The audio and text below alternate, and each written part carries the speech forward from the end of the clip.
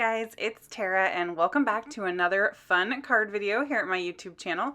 Today we're going to be creating a scene card with some texture in the background, and since it was my first time back on the saddle in a while, I decided to use a sketch challenge to inspire me to get started.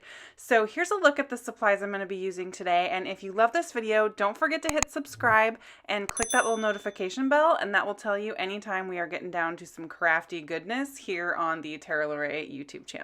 So while I am starting here, I am just getting some card bases ready and cutting a little bit of the cardstock that I'm going to need for my project. So I am basically figuring out how to function in my brand new craft room, you guys. So this was super fun for me. This was the first card I made in my brand new craft space, and I was able to really see if the place I had put things and how I had organized stuff was useful, and it was like so inspiring. I'm so ready to make all the things in my new custom-made dream craft space. So one of the things that's super handy is that my dies and my Big Shot are now far more accessible than they used to be. So I did a lot of die cutting for this project. So I went ahead and did all of that at once rather than pulling out the Big Shot over and over again. I cut out some basic shapes for the background. And now I'm going to bust out some of these like landscape dies. I am using some wire cutters to cut those apart, and then you always want to make sure you cut the little sharp edges off so that you don't hurt yourself, because they are super sharp, you guys. It's kind of ridiculous. So this one is a double stitch die, super fun. You get a stitch line on both sides of that hill. I am using the hill then to go ahead and set on the back of the base for my card that I created, because I want to cut these clouds out and I kind of want to know how much of the clouds I want to be showing above that hill. So same concept with the clouds, super fun. It's got that stitched border line. I really like to use consistent, like if I have one die with a stitch line, I like them all to have a stitch line because I'm just kind of OCD like that. But I think it's super fun to have that little extra detail. And since the theme of this card is adding some texture to your background, that stitch line really helps out. So I could have left some plain green paper and some plain white clouds, right? That would have been totally fine. But I decided to kind of add a little jazz to my background by doing some heat embossing texture. So I grabbed some old background stamps that I have. These are from MFT. I checked, you guys, and neither of these are being made anymore, so I apologize.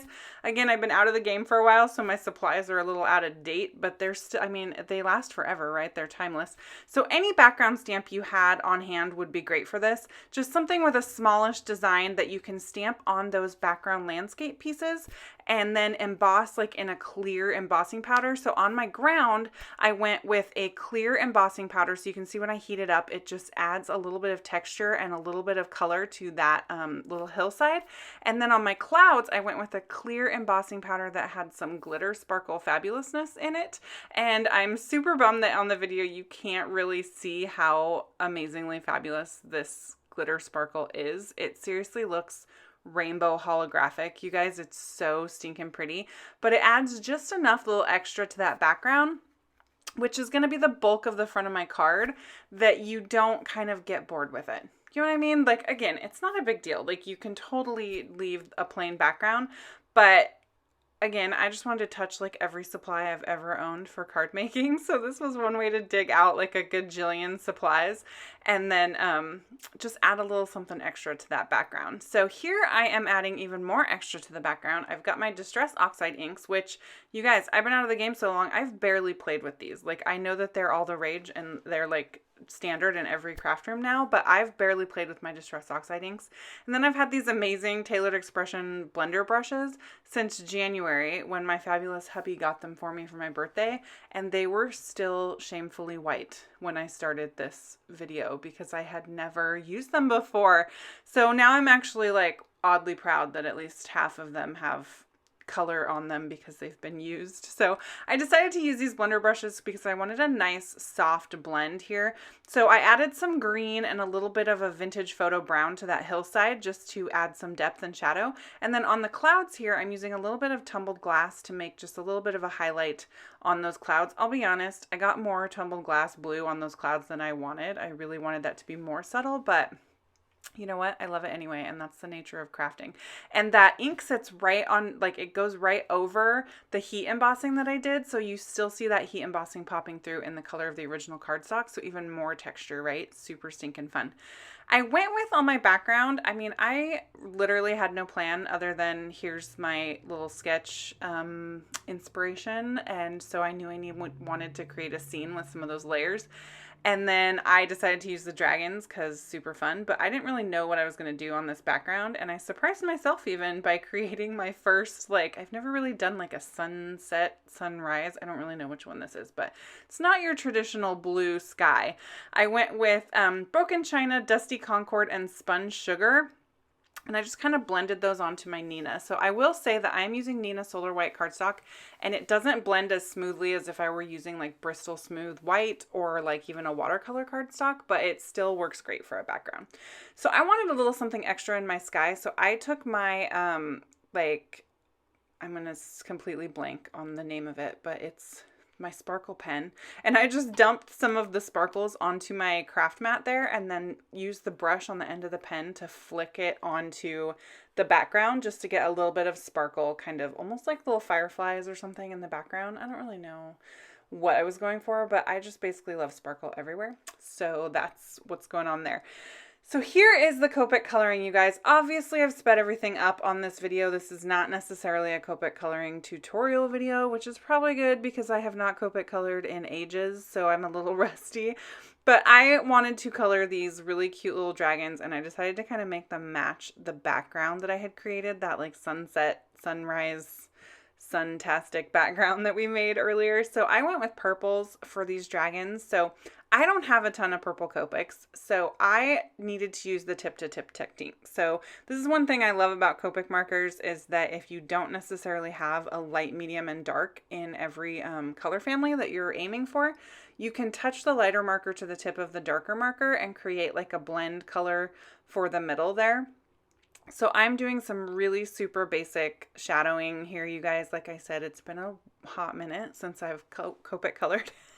So I was really just enjoying kind of remembering how to do this and remembering what some of the fun tips were. Like on his little knee there, I decided to try to create roundness by putting the dark spot like not right up next to the edge and creating some light around the edge of his knee to, you know, create that kind of round illusion. I mean, this is stuff that I'm not overly skilled at, but I was like, you know what?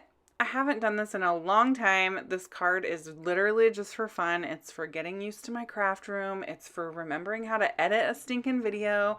Like, I'm just going to play with some of this Copic coloring and just have a good time. And it was really fun to color these dragons because, I mean, so cute, right? Like, this stamp set, this magical dragon stamp set, is one of my all-time favorites, like, ever. So it was super fun to play with it. I also made a little baby of the dragon. I don't really show you the coloring on the baby because it's exactly the same as the big one, and the coloring was already taking forever, so I decided to cut that out. I did add some dots to add texture to the dragon, and it also kind of covered up some of my weird blending spots, so I thought that was a good little trick. So you'll notice that I stamped all of my images on one sheet of cardstock, and I stamped them with some space in between. That's because I am going to use my brother's Scan and Cut to cut all these images out, and it works better, I've found, if you leave some space in between your images, just so that it doesn't get confused and think that things are all one big image. So a long time ago, like I don't even remember how long ago, I upgraded my die cutting concept away from buying all the matching steel die cuts for every stamp set, and I invested in a brother's Scan and Cut too. My thought was the die cuts for the stamp sets are spendy and I only have so much money to spend on craft supplies, right? So if I can save myself that money and invest in the machine, you know, I kind of just spent a bunch of die money up front, and then I, you know, in theory am set on cutting out stamped images for like forever. The thing was, y'all, that even though I've had this machine for a while, I like never used it, because it was just super inconvenient. I had it tucked away in a spot where every time I wanted to use it, I had to haul it out, find a flat surface that was long enough for the mat to slide back and forth, like be able to see. It doesn't hook up to a computer. You use like a little screen that's actually right on the machine. And I'll be 100% honest with y'all. So I'm sure I'm going to get some questions on this machine, which throw them at me, you guys.